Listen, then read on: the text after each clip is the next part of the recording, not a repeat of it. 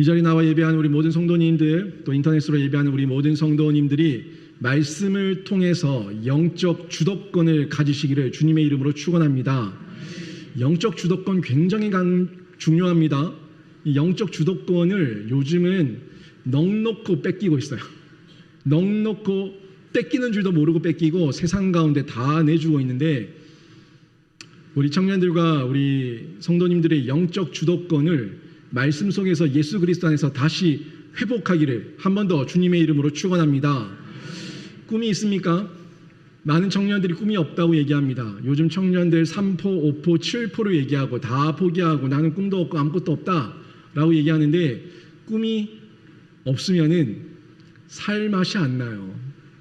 꿈이 있어야 됩니다. 누구든지 꿈꾸고 또 꿈을 이루기 위해서 노력하고 수고할 때 우리가 살아가야 될 힘이 생기고 또 이유가 생기고 방향이 생겨서 재밌게 행복하게 살아갈 수가 있는데, 우리 성도들은 그 꿈을 어디서 찾냐면 세상에 유한한 것이 아니라 금방 사라질 물거품 같은 그런 세상에 헛된 것이 아니라 영원하고 변함없고 유일한 영생을 주시는 하나님의 말씀에서 꿈을 찾고 있어요. 그래서 희망이 더더욱 있습니다. 세상 사람들은 꿈을 이루고 나면은 꿈이 없어져 버려요. 근데 우리들에게 있는 꿈은 날마다 점진적인 꿈이거든요. 점진적인 성장의 꿈이거든요. 제가 전에 한번 얘기했나요? 서울대, 연대, 고대 이 스카이라고 얘기하는 그 학교를 다니는 학생들이 꿈이 있냐고 얘기했더니 나는 다 이루었다고 얘기하는 거죠. 다 이루었습니다. 꿈이 없습니다. 꿈이 뭐였기에 다 이루었냐라고 물으면 여기 오는 게 꿈이었거든. 여기 오는 게 꿈이었는데 와보니까 꿈을 다 이뤘어요. 그래서 더 이상 꿈이 없다는 거예요. 얼마나 허망하고 우스개 같은 소리입니까? 한참 꿈을 먹고 살아야 될 사람들, 그 청년들과 그 우리 세대들이 꿈을 잃어버리니까 방자하게 행합니다. 성경에서 똑같이 얘기했어요. 꿈이 없으면은 사람이 방자하게 행한다고. 방자하게. 뭡니까? 갈 바를 모르고 우상 숭배와 음란과 세상의 패역한 세속의 물결 가운데 휩쓸리면서 집 나간 탕자처럼 그렇게 허랑방탕하게 산다는 걸 얘기하고 있는데, 꿈이 없으면요 쉽게 타락하고 시간과 생명과 내 모든 주변에 주셨던 재능과 은사들을 헛되이 허비합니다. 허비해서 엉뚱한 데 쓰게 되는데, 이런 삶을 저희가 살면 안 되죠. 그래서 사람에게는 일생을 걸고 달려갈 수 있는 꿈이 반드시 필요하고, 그런 것을 가지고 일생을 함께 일구면서 개척하면서 그렇게 살아가고 있는데, 우리 성도들 가운데 꿈이 없는 사람, 또 우리 자녀들 가운데 청년들 가운데 꿈이 없는 사람이 한 명도 없기를 바랍니다. 하나님 안에서 말씀 안에서 꿈을 발견하세요. 허황된 것 말고 헛된 것 말고 진짜 보화를 말씀과 하나님의 은혜 아래서 발견하셔서 그걸 갖고 보시라고요. 한 정신과의 여성 한 명이 찾아왔습니다. 이 여성이 정신과에 올 때부터 좀 많이 안 좋은 상태로 왔는데 가족의 도움을 받고 정신과 병원에 들어섰는데, 들어오자마자 발악을 하는 거예요.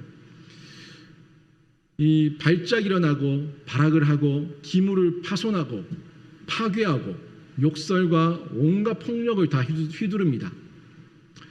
정신과에 있던 여러 스태프들이 깜짝 놀래가지고 이 여인을 급히 힘으로 제압을 하고 그리고 진정을 시킨 이후에 급하게 진료를 보게 됐어요. 의사가 진료를 보는데 이 여인에게서 특별한 걸 한 개 발견한 거예요. 오른손을 꽉 쥐고 있는데 처음에는 이 폭력성 때문에 주먹을 쥐고 있다고 생각을 한 거죠. 그런데 조금씩 풀어지고 안정을 찾았는데도 불구하고 이 손을 안 놓는 거예요. 그래서 간호사들을 불러가지고 손가락을 한 개씩 폈어요. 폈더니 손바닥 안에 뭐가 들어있냐면 금반지 하나가 들어있는 거예요. 이걸 왜 가지고 있냐고 물으니까 그 반지를 가져가는 의사를 향해 가지고 또 돌변하는 거예요. 결국 이 여인은 이 금반지 하나를 지키기 위해서 이 금반지를 잃어버리면 내 모든 것을 잃는다는 착각에 망상에 빠져가지고 이 금반지 하나를 지키기 위해서 발악을 하고 있었던 겁니다. 이 금반지를 빼앗기면은 나는 죽는다.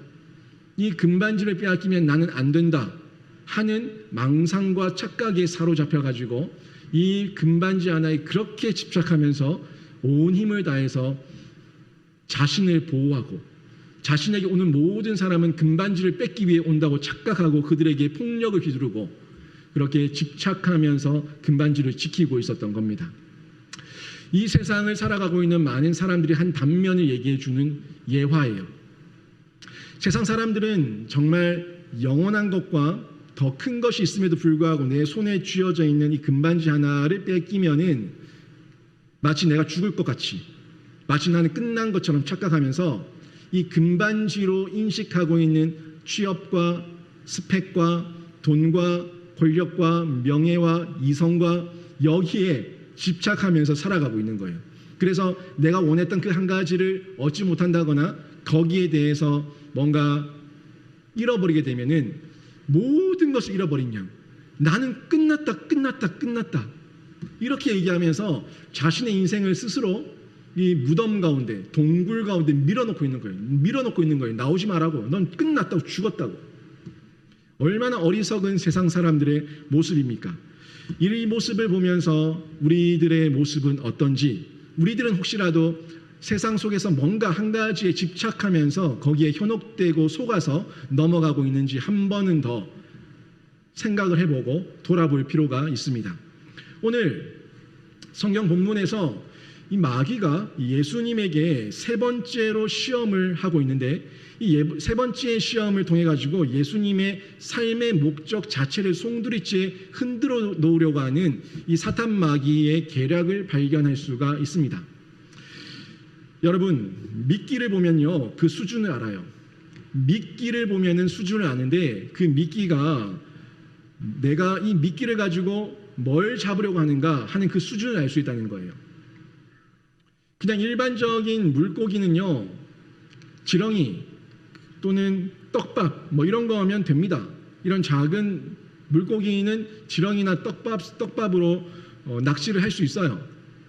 그런데 만약에 고래나 상어를 잡는다고 하면은 어떤 미끼를 써야 될까요?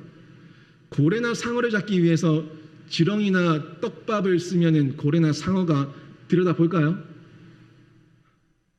실제로 북극 지방에서 고래나 상어를 잡기 위해서 이 미끼를 쓰는데 어떤 걸 쓰냐면은 물개를 쓴다고 합니다. 물개를 써야지 고래나 상어가 거기에 덤빈다는 거예요. 떡밥이나 지렁이를 가지고 이 고래나 상어를 잡으려고 하면은 그들을 무시하는 행동이에요. 절대 쳐다보지 않습니다. 결국에는 미끼는 어획물, 내가 사냥하고자 하는 그 물건, 어떤 그 물고기든 짐승이든 거기 수준에 비례해서 미끼도 커질 수밖에 없어요. 당연하겠죠. 이런 걸 보면서 저희가 나는 어떤 미끼에 넘어가고 있는가? 나는 어떤 미끼에 넘어가고 있는가 한 번쯤 생각해 볼 필요가 있어요. 우리 아담과 하와, 이 아담과 하와는 어떤 미끼에 넘어갔어요? 선악과라고 하는 미끼 하나에 넘어갔습니다. 에서는 팥죽 한 그릇에 넘어갔어요. 다윗은 바세바라고 하는 이 여인의 아름다운 모습에 그냥 홀딱 넘어가 버리고 말았습니다. 이게 그 사람들의 수준이었어요. 팥죽 한 그릇, 여자 한 명, 그리고 선악과 하나, 이 하나에 그냥 홀딱 넘어가는 이런 수준이 지금 우리 성경 가운데서 미끼에 걸려든 그런 사람들의 모습을 보면서 발견할 수가 있는데, 이 사탄이 예수님께 던지는 미끼는 어떤 미끼였을까요? 예수님께 미끼를 던졌어요. 어떤 미끼를 던졌을까요? 마태복음 4장 8절 말씀 볼까요?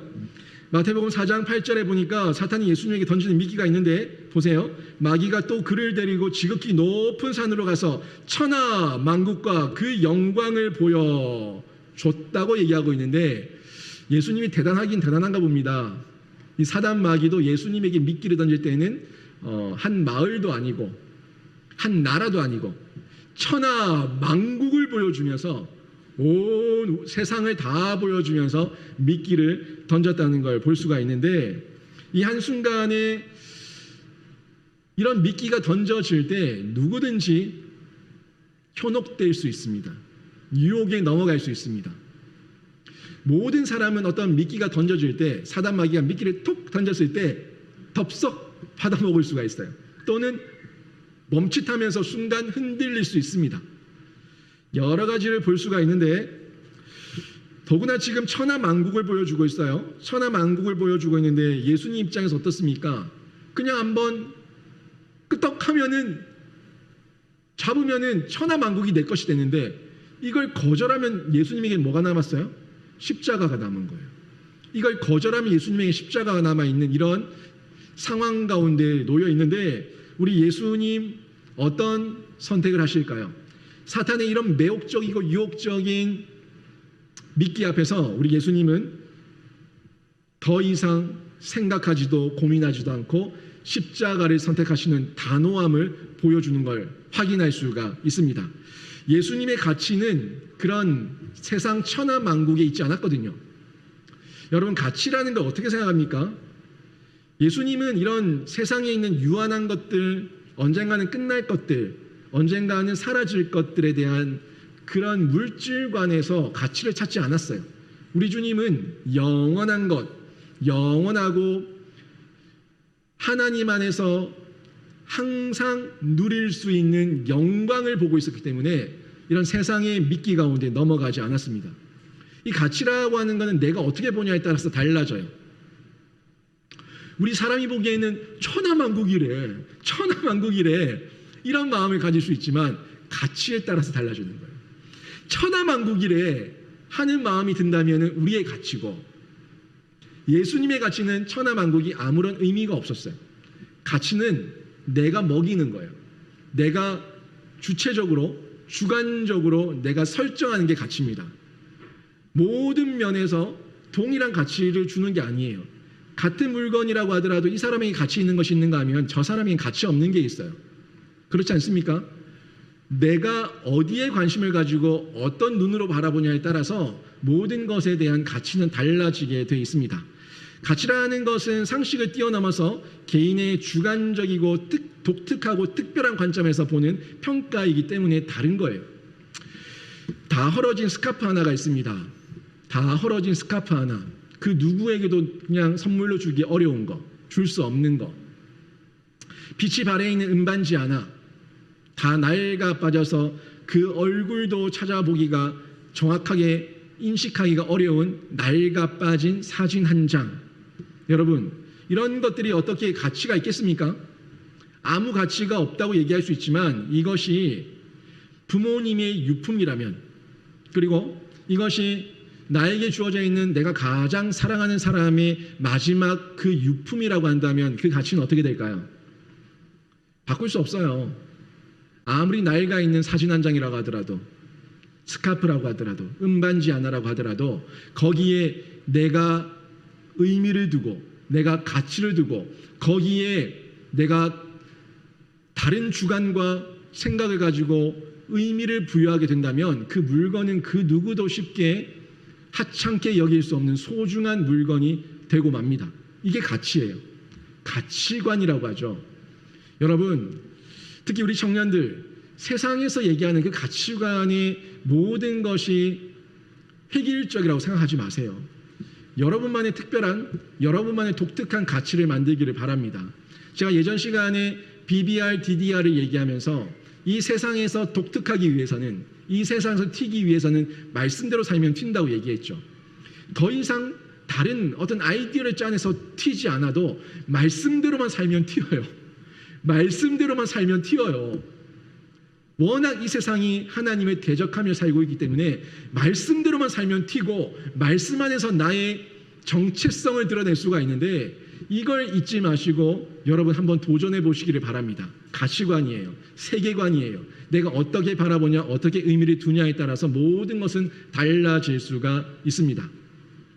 1997년 어느 신문에 이런 뉴스가 나왔는데, 1888년에 고흐가 그렸던 작품인데, 고흐가 그렸던 미공개 작품이었던 프로방스의 추수라고 하는 그림이 발견이 되고 이게 경매에 붙여졌는데 단 2분 만에 경매 시작 단 2분 만에 132억 원에 팔렸다고 합니다.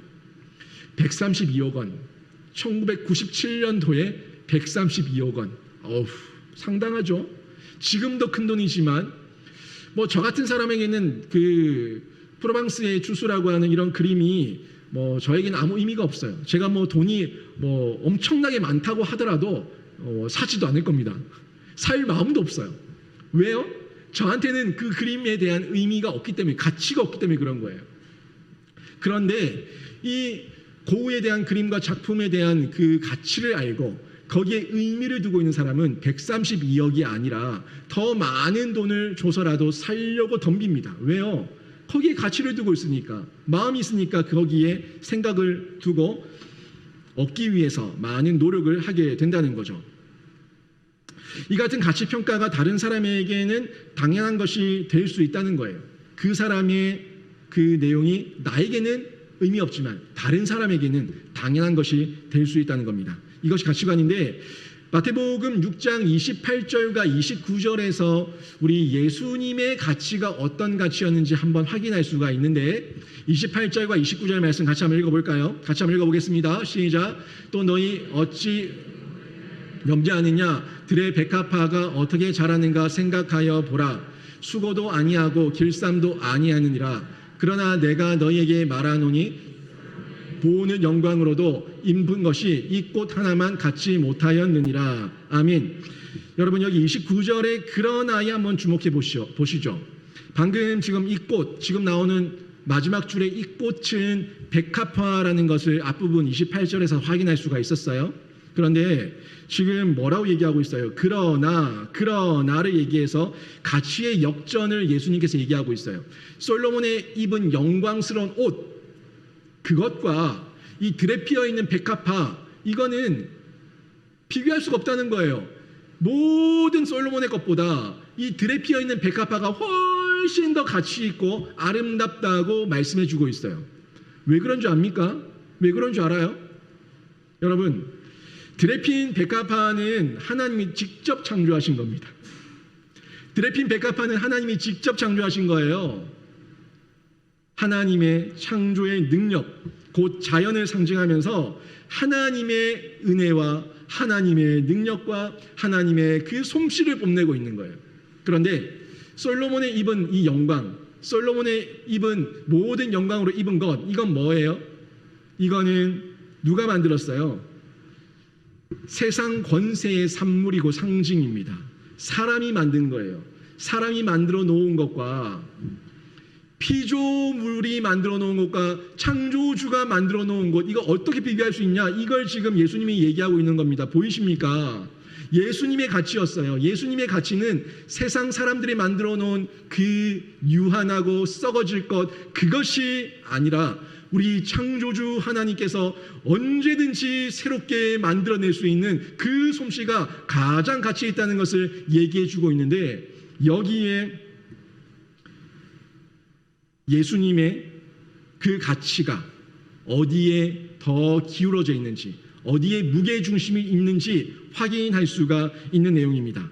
솔로몬의 의복과 또 다른 사람의 의복은 피조물과 피조물 사이의 비교이기 때문에 가능할 수 있지만 하나님의 작품과 사람의 작품은 비교할 수 없다 하는 내용을 지금 예수님께서 말씀해 주고 있는 거예요. 또 한번 더 볼까요? 마태복음 6장 30절 말씀 볼까요? 마태복음 6장 30절에 보면은 이런 말씀이 나오는데 같이 한번 읽어보겠습니다. 시작. 오늘 있다가 내일 아궁이에 던져지는 들풀도 하나님이 이렇게 입히시거든 하물며 너희일까 보냐. 믿음이 작은 자들아. 아멘. 들의 백합화가 이 정도인데, 들의 백합화가 이 정도인데 너희 사람일까 보냐. 이거 보이십니까 여러분? 그러니까 들의 백합화와 솔로몬의 입은 그 모든 영광으로 입은 이것과 비교했을 때 솔로몬의 입은 것은 아래고 그 위가 백합화라고 얘기하고 있는데, 이 백합화보다 하나님께서 직접 만들어서 하나님의 형상으로 만든 너희일까 보냐 하는 이 말씀의 메시지 보입니까? 결국에 정리하면 이거예요. 솔로몬의 의복보다 백합화가 귀하고 백합화보다 사람이 귀하다, 사람이 소중하다 하는 이 가치에 대한 비교 불가 선언, 이게 예수님께서 지금 하고 있는 거예요. 가치, 우리가 생각하는 가치의 역전이에요. 역설이에요. 우리 영혼, 우리는 스스로 나를 천하다 얘기하고 나는 못한다 얘기하고 나는 끝났다고 얘기할 때 그 사람을 우리 하나님께서 솔로몬과 백합화를 비교하면서 완전 가치 상승, 위로 쫙 올려주시는 거예요. 비교 대상이 아니다. 비교 대상이 아니다. 이런 비교 대상이 아닌 사람이 우리인데 우리는 우리 스스로 나에 대한 가치 어떻게 먹이고 있습니까? 자신의 수준을 어느 정도로 만들고 있냐는 거예요. 천하만국이 아니라 종이 쪼가리 한 장에, 그 종이 쪼가리 한 장에 천하만국이 아니라 그냥 돈 몇 푼에, 천하만국이 아니라 그 시간 조금에 우리가 얼마나 하나님 앞에서 내 가치를 하찮게 만들고 있는지 한번 보시라는 얘기입니다. 예수님의 가치가 이렇게 철저하게 하나님 중심이니까 지금 이 마귀가 던지고 있는 천하만국의 영광, 이거는 지금 소한테 닭고기 던진 거예요. 소한테 닭고기 던진 거예요. 예수님에게는 아무런 가치가 없는 건데, 아무런 의미도 없고 거기에 대해서 연연하지 않고 집착하지 않으시는 예수님에게 세상 영광이 어떠고 저떠고 하면서 던져서 먹어라 먹어라 먹어라 물어라 물어라 하고 있는 겁니다. 그러니까 얼마나 허황된 낚시를 지금 하고 있냐는 거죠. 우리의 수준은 어떻습니까? 우리의 수준, 여러분 빼앗긴 주도권 알고는 있습니까? 여러분이 이미 주도권을 빼앗기고 있다는 것은 알고 있냐고요. 고린도전서 3장 21절 23절 말씀 같이 한번 읽어보겠습니다. 시작. 그런즉 누구든지 사람을 자랑하지 말라. 만물이 다 너희 것이니라. 바울이나 아볼로나 게바나 세계나 생명이나 사망이나 지금 것이나 장래 것이나 다 너희의 것이요 너희는 그리스도의 것이요 그리스도는 하나님의 것이니라. 아멘. 여러분, 여기서 가치 질서의 하나님의 뜻을 발견합니다. 가치에도 질서가 있다고요. 질서가 있는데 하나님께서 이 모든 것을 얘기해 주고 있는데 분명히 얘기하죠. 사람을 자랑하지 말라고. 만물이 다 너희 거라고.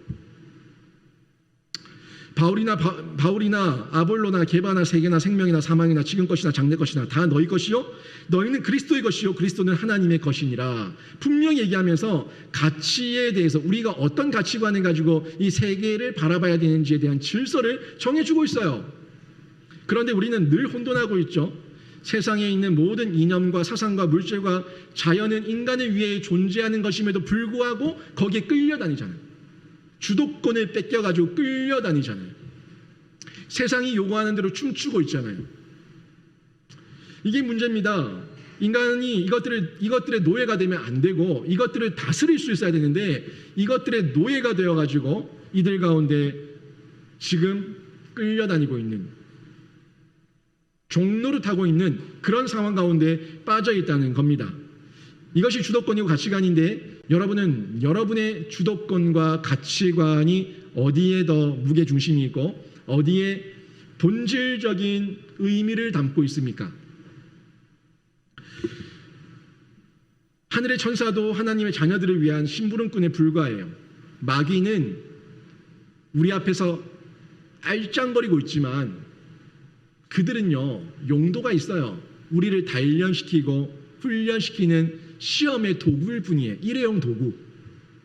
다 폐기 처분될 거예요. 내 앞에서 우리를 더 연단시켜서 하나님의 사람으로 단단하게 하기 위한 하나님의 도구에 불과해요.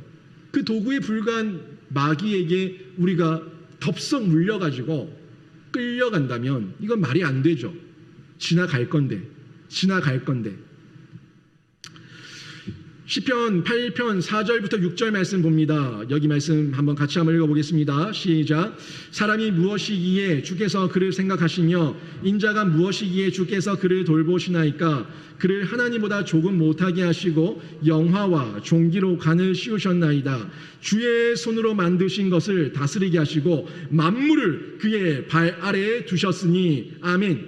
너무 명확하게 너무 선명하게 성경이 증언하고 있지 않습니까? 성경이 말씀하고 있다고요. 제 말이 아니라 성경이 말하고 있다고요. 성경이 말씀하고 있어요. 하나님보다 조금 못하게 만든 자가 우리라고요. 우리 만물을 우리 발 아래 뒀다고요. 우리가 그들을 다스리라고 우리에게 맡기셨다고요. 그런데 우리 모습 어떻습니까? 그 만물 앞에 무릎 꿇고 그 금수와 버러지들 앞에서 우상을 만들어서 무릎 꿇고 있고 그것을 떠받들고 있는 이런 어리석은 행동이 얼마나 기가 찹니까? 예수님이 그래서 기가 차서 돌이키라고 얘기하고 안 된다고 얘기하고 그렇게도 돌이키지 않을 때 하나님께서 심판하시는 거예요. 해렘하시는 거예요. 진멸하시는 거예요. 홍수로 쓸어버리시는 거예요. 유황불을 쏟아부으시는 거예요. 안 하니까, 못 들으니까, 안 들으니까. 여러분, 우리가 금수와 버러지 앞에 우상을 만들어가지고 그들 앞에 무릎 꿇을 이유가 전혀 없습니다. 이 세상 앞에서 우리가 무릎 꿇을 이유가 전혀 없다고요. 세상이 커 보이죠. 불이익 당할 것 같죠. 다 끝나버릴 것 같죠. 나는 이제 완전히 매장당할 것 같죠. 세상에 그 믿음 지키면서 바로 세워진 증인들의 간증을 들어보세요. 그 한 사람 때문에 직장이 변화되고 그 한 사람 때문에 캠퍼스가 변화되고 그 한 사람 때문에 공동체가 변화되었던 그 많은 증언들과 간증들을 들어보라고요. 그들만의 이야기가 아니라 우리도 그 이야기의 주인공이 될 수가 있습니다. 우리도 그 이야기의 주인공이 되어서 이 세상에 끌려가는 사람이 아니라 주도권을 다시 되찾아가지고 하나님의 말씀으로 살아낼 수 있는 사람이 된다는 겁니다. 로마서 1장 23절 말씀 함께 보겠습니다. 같이 한번 읽어봅니다. 시작. 썩어지지 아니하는 하나님의 영광을 썩어질 사람과 새와 짐승과 기어다니는 동물 모양의 우상으로 바꾸었느니라. 아멘. 얼마나 미련하고 얼마나 어리석은 일이에요. 성경은 이 부분 너무너무 명확하게 다 얘기하고 있어요. 썩어질 사람, 새, 짐승, 동물, 그리고 세상의 권세, 돈, 모든 것에 그 다 썩어지고 없어질 것에 속아 넘어가가지고 거기에 신앙을 버리고 무릎 꿇으란다고 당장 무릎 꿇어버리는 이런 어리석은 행동이 어디 있냐는 거예요.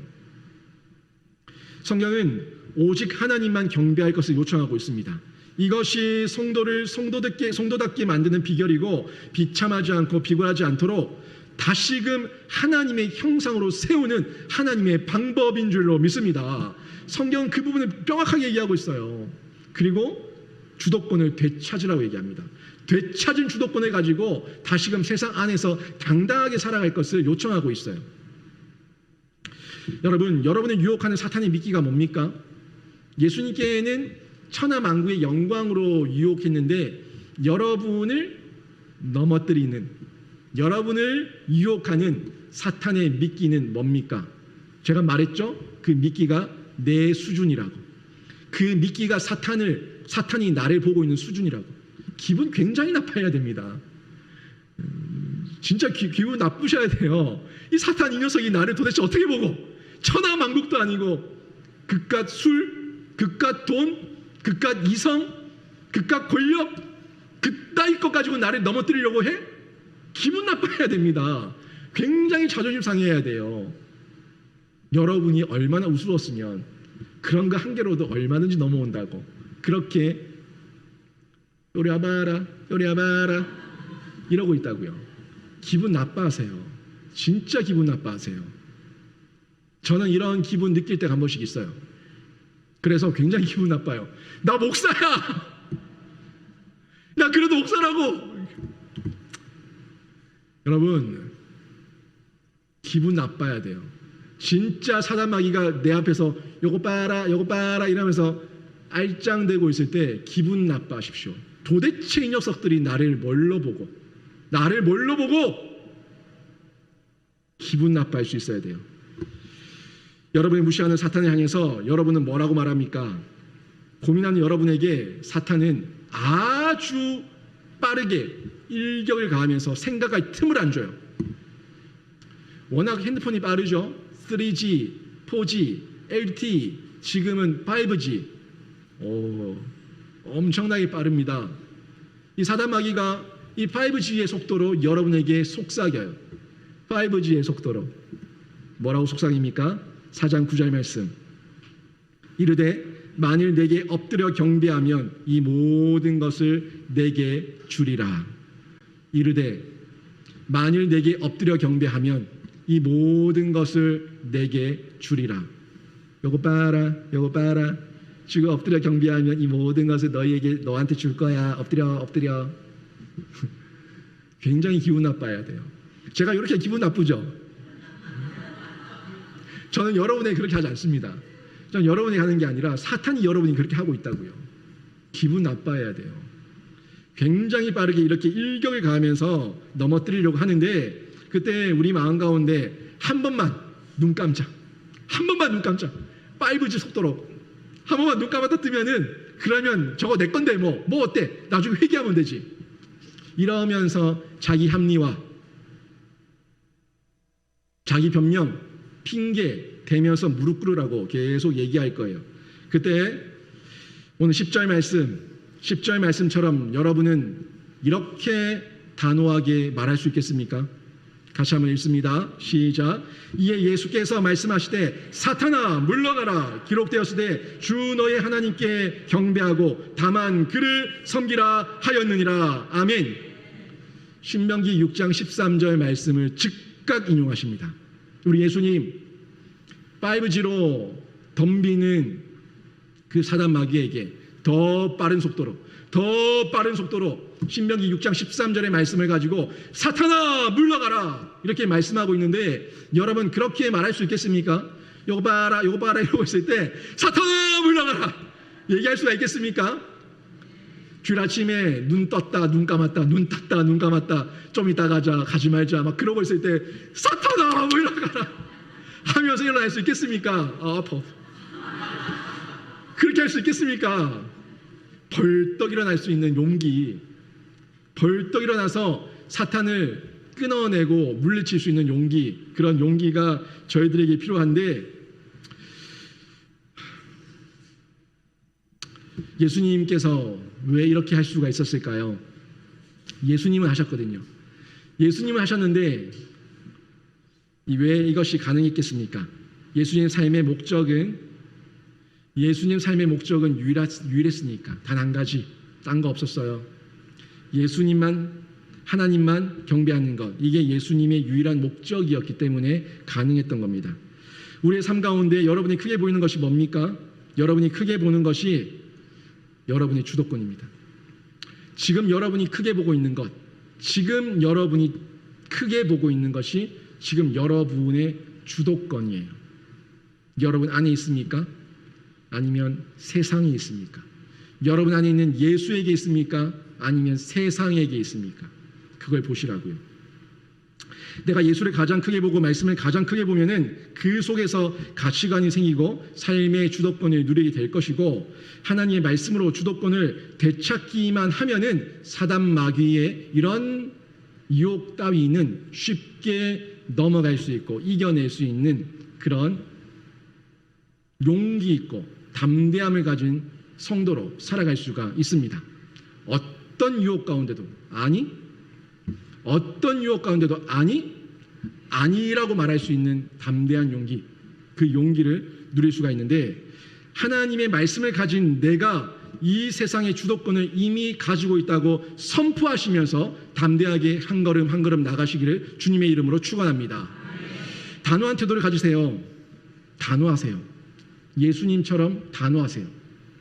마태복음 4장 10절과 11절 같이 한번 연이어서 읽어보겠습니다. 같이 읽습니다. 시작. 이에 예수께서 말씀하시되 사탄아 물러가라. 기록되었으되 주 너희 하나님께 경배하고 다만 그를 섬기라 하였느니라. 이에 마귀는 예수를 떠나고 천사들이 나와서 수종드니라. 아멘. 예수님의 단호한 모습이에요. 이러지도 저러지도 못하면서 머뭇거리고 있는 모습이 아니라, 전전긍긍하는 모습이 아니라, 버릴 것을 버리고 날릴 것은 다 날려버리고 아주 단호하게 그 앞에 나오는 이기고 나오는 예수님을 저희가 확인할 수가 있죠. 혹시 지금도 사탄 마귀의 유혹 앞에서 여러분 삶 가운데 물러가라, 사탄아 물러가라 말할 용기도 없고 내가 왜 말해야 되는지 이유도 모른 채 그렇게 머뭇거리고 있지는 않습니까? 또 그 가운데서 헤매고 있지는 않습니까? 내가 왜 소리쳐야 되지? 내가 왜 소리쳐야 되지? 이건 나한테 이득인 것 같고 이익인 것 같은데 내가 왜 소리쳐야 되지? 내가 가지면 되지. 소리쳐야 될 이유를 몰라요. 발견하지 못해요. 용기도 없어요. 왜? 그게 없으면 망할 것 같거든. 그게 없으면 죽을 것 같거든. 그게 없으면 나는 이 세상에서 뒤처진 바보가 될 것 같거든. 그러니까 말을 못하는 거예요. 마태복음 16장 23절 말씀입니다. 사랑하는 사람에게도 예수님이 이렇게 말씀하셨어요. 마태복음 16장 23절 같이 한번 읽어보겠습니다. 시작. 예수께서 돌이키시며 베드로에게 이르시되 사탄아 내 뒤로 물러가라. 너는 나를 넘어지게 하는 자로다. 내가 하나님의 일을 생각하지 아니하고 도리어 사람의 일을 생각하는도다 하시고. 아멘. 예수님에게 베드로는 아주 사랑하는 제자였고 수제자였습니다. 그 베드로 앞에서도 예수님은 주저함이 없습니다. 본질과 멀어졌을 때, 말씀에서 멀어졌을 때, 흔들리고 있을 때, 세상 앞에서 흔들리고 있을 때 주저함 없이 베드로를 향해서도 사탄아 내 뒤로 물러가라고 말할 수 있는 용기, 이 담대함과 단호함이 예수님에게 있었는데 여러분 삶 가운데 있는 여러 가지 유혹들 가운데 조금이라도 신앙의 배치가 되고 신앙 가운데 거리낌이 생기고 신앙 가운데 이래도 되나 하는 갈등이 생길 때 예수님처럼 단호한 태도로 사탄아 내 뒤로 물러가라 말할 수 있는 담대한 용기가 있기를 바랍니다. 그래야 이겨요. 나중에 회개하면 되지. 그렇게 예수님의 핏값 그 보혈 예수님의 구원 공로를 하찮게 만들지 말고 내가 이길 수 있으면 이겨보라고요. 이길 힘을 주셨고 이길 능력을 주셨고 이길 가치를 주셨고 이길 말씀을 주셨는데 그걸 덮어놓고 안 이기는 건 뭐냐고요. 진 거예요. 한 번 지면 계속 져요. 제가 얘기했죠. 한 번이 쉽다고. 한 번 넘어지는 건 쉽지만 두 번, 세 번 넘어지는 건 더더욱 쉽고 그냥 밥 먹듯이 해요. 한 번 이기는 게 어렵지만 이겨보세요. 한번 이겨보면은 또 이기고 또 이기고 또 이기면서 하나님의 사람으로 더욱더 든든하게 세워질 줄로 믿습니다. 이 예수님의 단호한 태도를 저희가 가져야 되는 겁니다. 마태복음 16장 24절과 26절 말씀 연이어서 같이 한번 보겠습니다. 같이 읽습니다. 시작. 이에 예수께서 제자들에게 이르시되 누구든지 나를 따라오려거든 자기를 부인하고 자기 십자가를 지고 나를 따를 것이니라. 사람이 만일 온 천하를 얻고도 제 목숨을 잃으면 무엇이 유익하리요? 사람이 무엇을 주고 제 목숨을 바꾸겠느냐. 아멘. 자기 부인이 있습니까? 여러분에게 자기 십자가 지는 그 수고와 노력이 있습니까? 자기 부인 하지도 않고 자기 십자가는 내팽겨쳐버리고 세상 허랑방탕하게 세상 것 다 가지겠다고 해서 그래서 여러분이 천하만국을 가졌어요? 천하만국을 다 가지면 뭐 할 거예요? 천하만국을 다 가져본들 뭐라고 얘기합니까? 사람이 만일 온 천하를 얻고도 제 목숨을 잃으면 무엇이 유익하리요? 여러분, 여러분의 목숨과 세상의 그 유한한 것과 바꾸지 마세요. 여러분의 목숨은 영생이에요. 예수 그리스도의 영생이에요. 그 영생의 아름답고 고귀하고 존귀한 거를 세상에 하찮고 이 버러지 같은 것들과 바꾸지 말라고요. 영원한 겁니다. 영원한 것을 바라보면서 이겨내세요. 그거 다 얻어본들 뭐 할 거예요? 내 양심 팔고 내 신앙 버리면서 얻어본들 뭐 할 거냐고요. 그렇게 해서 돈 몇 푼 더 벌면 살림살이 좀 나아졌어요? 다 살아봐요. 뒤로 다 빠집니다. 엎어지고 자빠지고 다 빠져요. 안 번만 못해요. 제 경험이에요. 여러분, 예수님의 삶은요 흐리멍텅하지 않았습니다. 단호했어요. 정확했어요. 예수님의 삶은 흐리멍텅하지 않았습니다. 여러분의 흐리멍텅 깨우치시고 돌이키시기를 바랍니다. 예수님은 너무 선명했고 우리 믿음의 선진들은 너무나 확고했습니다. 모세는 애굽의 금은보화를 다 뿌리치고 나왔어요. 요셉은 여인의 유혹을 자신의 옷까지 겉옷까지 내팽개치면서 뛰쳐나왔습니다. 단호하게. 다니엘과 세 친구는 왕의 진미를 물리치면서 우상 숭배의 강요 가운데 자신의 목숨을 구걸하지 않았어요. 그들이 다 어떻게 됐습니까? 그들이 다 어떻게 됐어요? 망하는 것 같았죠. 출세길을 포기하는 것 같았죠. 그들은 하나님께서 들어쓰셨습니다. 세상이 책임지는 것이 아니라 하나님께서 들어쓰시면 되는 거예요. 세상에 비굴하게 굴복하고 무릎 꿇지 마세요. 이유가 없어요. 반면에 한 나라의 왕이었던 아합은 어땠어요? 한 나라의 왕이었던 북이스라엘의 아합은 천하만국은 고사하고 나봇의 포도원 하나 못 가져가지고 전전긍긍하고 병이 들어가지고 시름시름 앓다가 나중에는 빼앗죠. 결국 죄를 범합니다. 억지로 빼앗죠.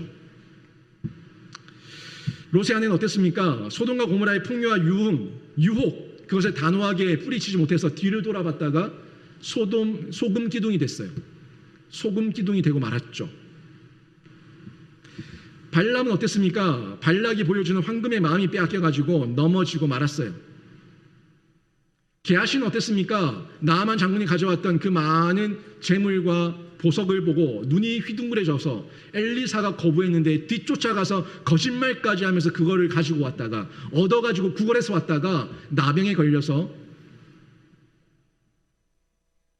하나님의 저주를 받게 되죠.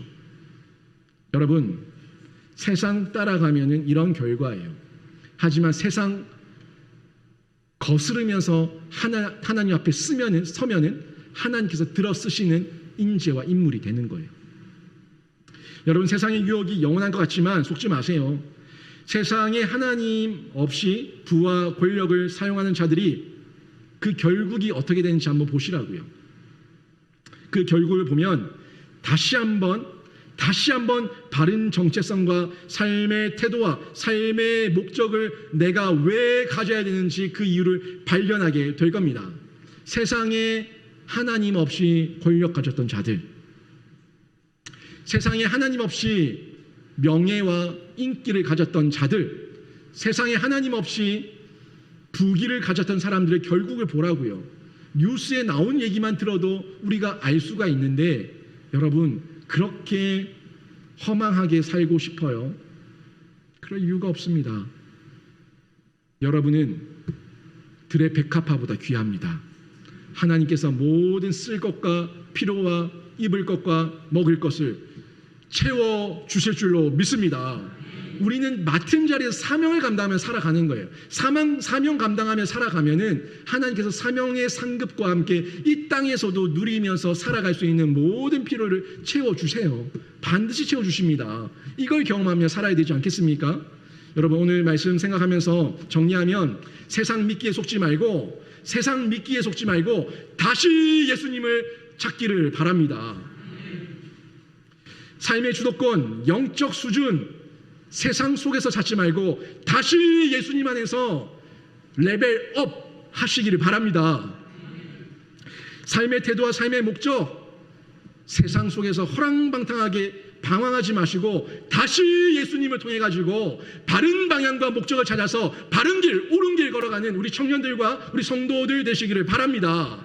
이 삶을 살아갈 때 우리에게 단호한 태도가 필요해요. 물러가라, 물러가라, 물러가라. 말할 수 있는 용기, 사탄아 물러가라. 선포할 수 있는 신앙과 담대함, 이게 필요한데 말도 못하고 말할 용기도 없고 말할 이유도 모른 채 그렇게 당하지 말라고요.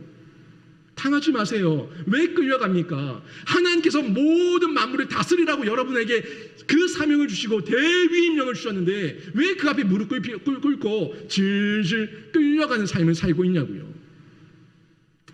각자의 그릇의 차이가 있고 각자의 정도의 차이가 있고 각자의 분량의 차이는 있지만 하나님은 여러분 모두에게 이 세상 속에서 여러분에게 주어진 대로 한 문화면 한 문화, 한 달란트면 한 달란트, 두 달란트면 두 달란트, 5달란트면 5달란트대로 그 가운데서 여러분에게 그릇대로 쓸 수 있는 소명을 주셨다고요. 사명을 주셨다고요. 그걸 발견하세요. 이걸 발견하는 게 비전이고 열정이고 끈기예요.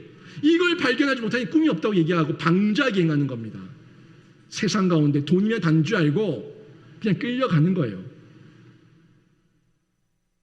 소명, 사명, 이걸 발견할 때 내가 왜 사는지 알고, 왜 돈 버는 줄 알고, 내가 왜 지금 밥 먹고 살아가야 되는지 그 이유를 알고 하나님 앞에서 사명자로 살아가게 될 줄로 믿습니다. 나는 누구인지 묻는 정체성과 어떻게 살아야 되는지 삶의 태도와 왜 살아가는지에 대한 삶의 목적까지 제가 3번에 걸쳐 가지고 이 정체성에 대한 이야기를 말씀드렸는데, 지금은요 여러분 철저하게 세상이 유물론이에요.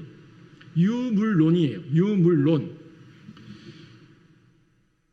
유물론과 하나님 앞에서 갈등하지 마세요. 하나님 보입니까? 예수님이 보입니까? 여러분 마음이 보입니까? 상대의 마음이 보입니까? 안 보인다고 없어요? 없지 않아요. 유물론은 보이는 것만 있다고 얘기하는 시대예요. 보이는 것만 진짜라고 얘기하는 시대예요. 보이는 것만 진리라고 얘기하는 시대예요. 거기 속지 말라고요. 보이지 않는 데 있어요. 우리가 주목하는 것은 보이는 것이 아니요 보이지 않는 것이니 보이는 것은 잠깐이요 보이지 않는 것은 영원함이로다. 아멘. 이 말씀 붙드시라고요. 우리가 주목하는 건 보이는 것이 아니라 보이지 않는 겁니다. 보이는 것은 잠깐이요 보이지 않는 것은 영원하다고 성경이 말씀하고 있고, 내가 살아가는 중에 보이지 않는 것이 있다는 걸 내가 아는데 왜 부인합니까? 보이지 않는 게 있다고요. 보이지 않는 게 있다고요. 옆에 사람의 마음에도 보이지 않지만 마음이 있다고요. 생각이 있다고요. 감정이 있다고요. 영혼이 있다고요. 다 있다고요. 왜 보이는 것만 있다고 얘기합니까? 속지 마세요. 제발 부탁드리고 여러분에게, 우리 청년들에게 간곡히 부탁드리는 건데, 유물론에 속지 마시고 하나님 말씀 앞에서 다시 한번 이 사탄의 미끼, 천하만국과 영광을 보여주는 그 미끼 앞에 단호하게 사탄아 물러가라 말할 수 있는 용기와 담대함이 우리 성도들과 청년들 가운데 있기를 주님의 이름으로 축원합니다. 아멘.